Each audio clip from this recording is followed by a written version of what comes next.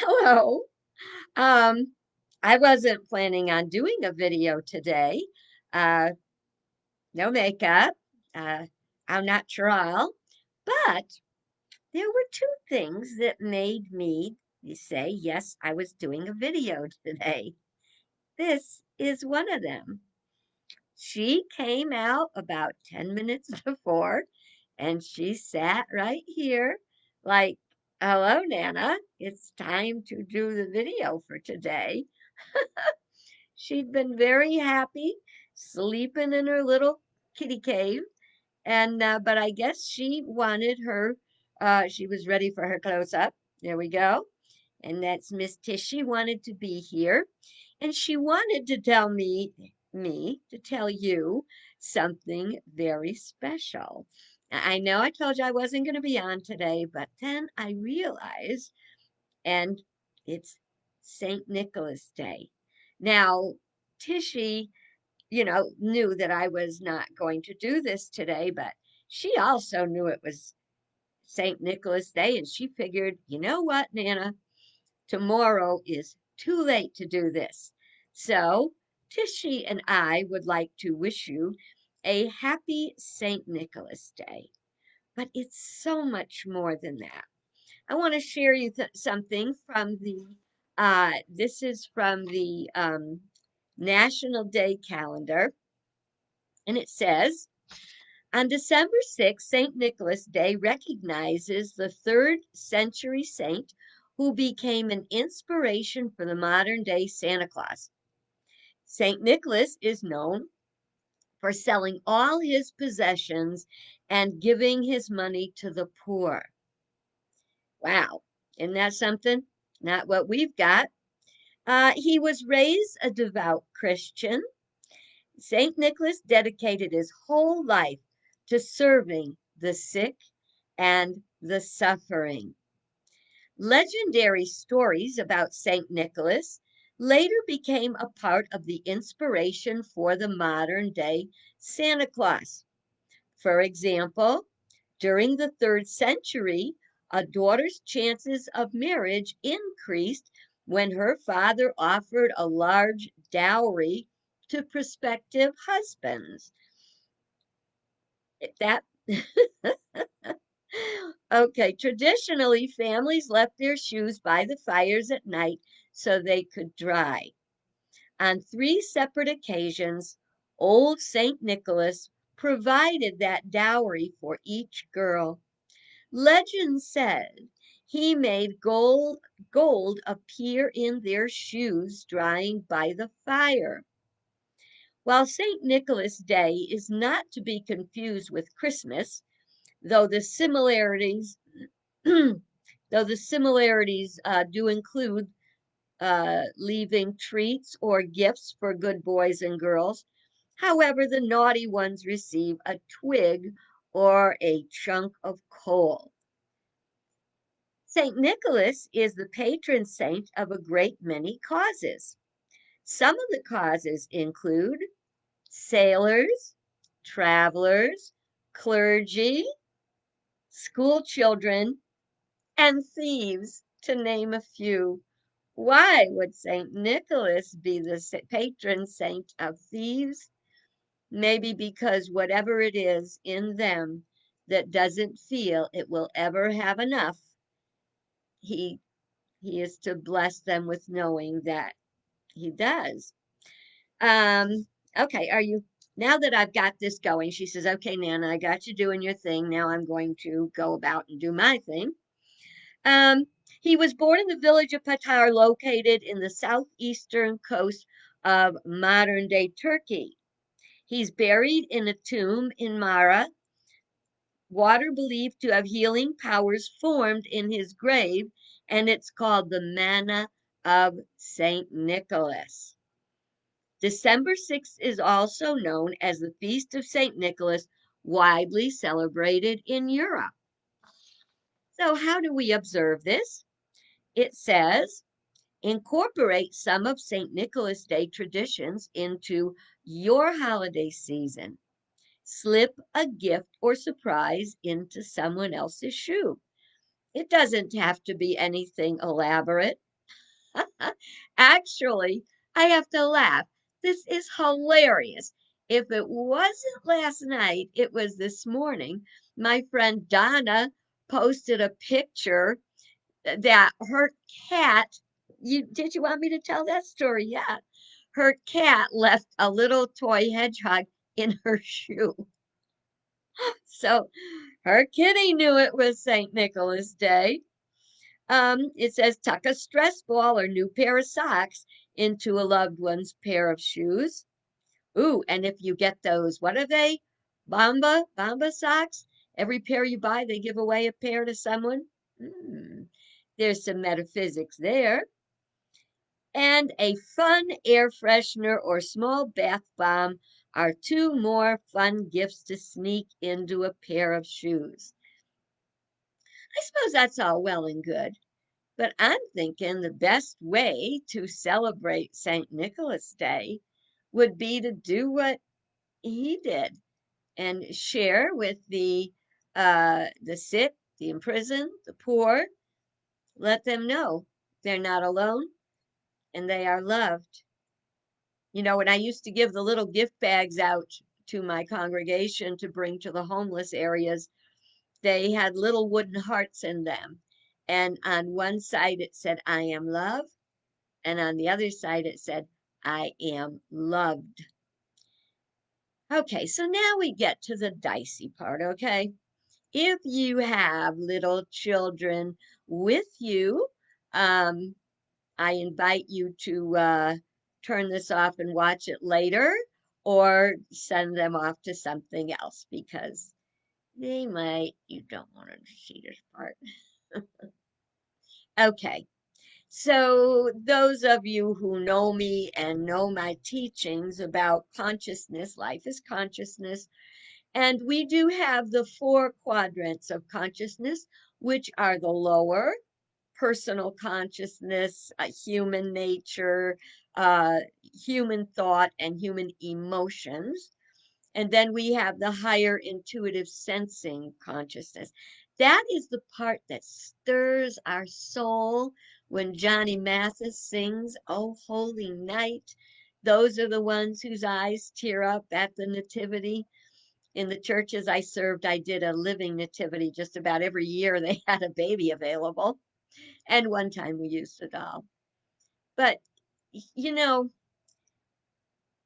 it's this is hard to say. You ever notice every time I have something difficult to say, I can't get it out?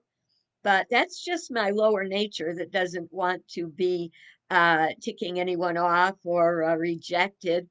I have to stand and speak that because think about it. St. Nicholas was a bishop.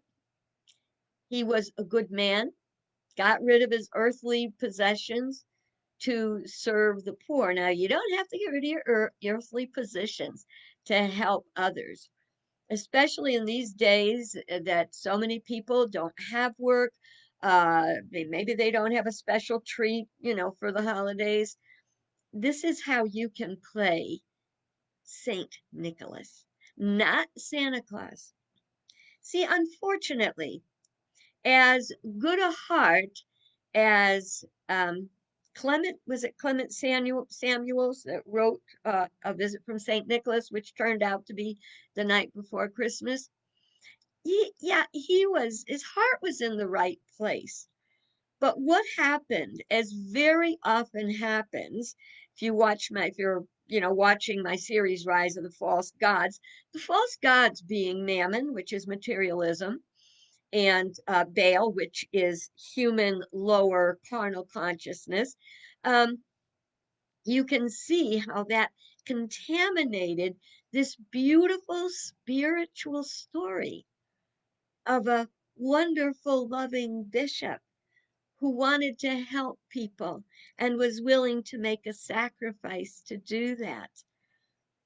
And then, well, when Clemens wrote the night before Christmas, the items that Santa brought were small.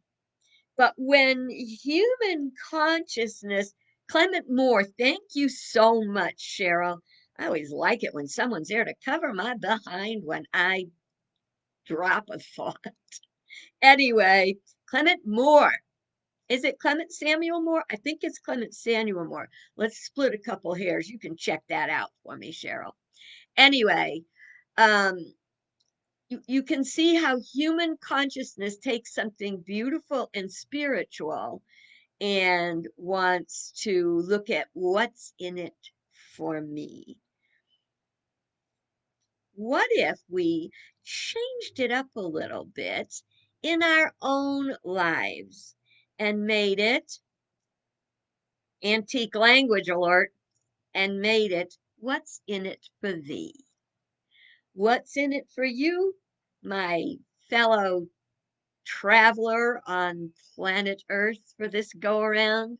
Or what's in it for you, God? What am I going to give to you? What God always wants from us is to, what is it? Love God and love our neighbor as ourselves. So instead of making lists about all the things we want, maybe we should send, yes, I know, yes, you're right. Cheryl is my best resource. Samuel Clemens was Mark Twain. You can see how all that stuff gets scrambled up in my mind. And I'm very fortunate for the people who do know the things, they have them at hand when I don't. And that's a wonderful way to give. Remember, I talked the other day about loving each other enough to tell them if they've got broccoli between their teeth or their fly is down or they've got bats in the cave. Love someone enough to gently, gently help them cover an error and speak it right. Because if I don't speak it right, how can you know where to look for what you need? Right? Okay. So I think that kind of gives me what I needed to say. I'm going to look for one last thing. If I've got it here, I'll point it out. Everything here is such a mess. Hold on.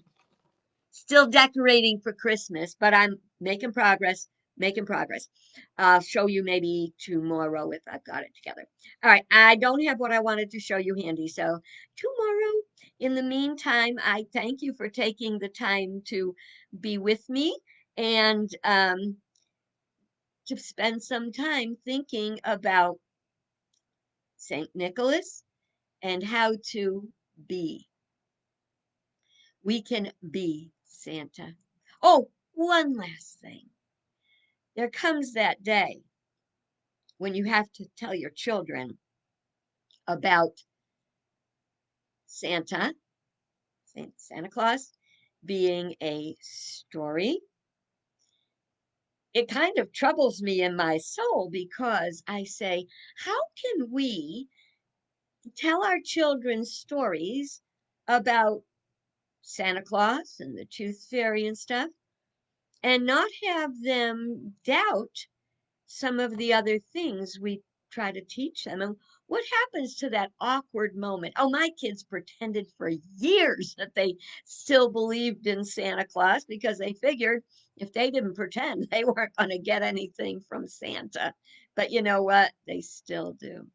But I'm going to tell you how I see Santa Claus is in the spirit of St. Nicholas, the spirit of Christmas. You see, when we get that Christmas feeling, that holiday feeling that is unique to Christmas, I believe that is the spirit. And the spirit of St. Nicholas, the spirit of loving and giving and taking care of each other. That's what inspires those gifts.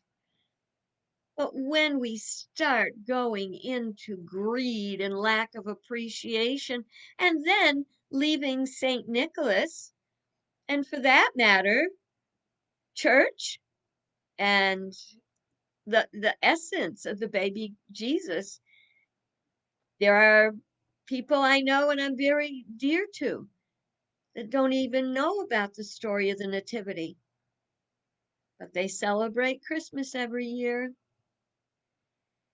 Yeah, with the presents and all the stuff. So today, let us honor Saint Nicholas and honor the divinity within ourselves and the divinity in all people in our lives, all people on the planet. We behold the Christ in them. And you know what the best thing you can give today on St. Nicholas Day? Okay, talked about it yesterday.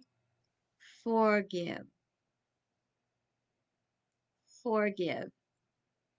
If you've got somebody that you have an issue with them or they have an issue with you, ask Spirit, how can I forgive and demonstrate my forgiveness?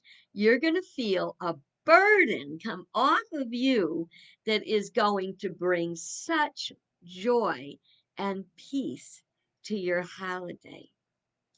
Forgive for any real or perceived offenses. And know that you will also be forgiven for any of your real or perceived offenses. Love is, and love wants to express, and love cannot express in a place of unforgiveness. Do you think you don't have anybody to forgive? Well, I read one time in Lessons in Truth, I think, where Emily Cady said, if you have seen something happen to someone and said, serves them right, you haven't completely forgiven. That's a big chunk of spiritual food you can chew on all day. I will see you tomorrow. And if you're happy about this video, if you're happy it was here when I said it wasn't going to be, you can thank Tishy because she came out and reminded me and let me know this was important. And so here I am. And now I'm gone. God bless and a good day to you.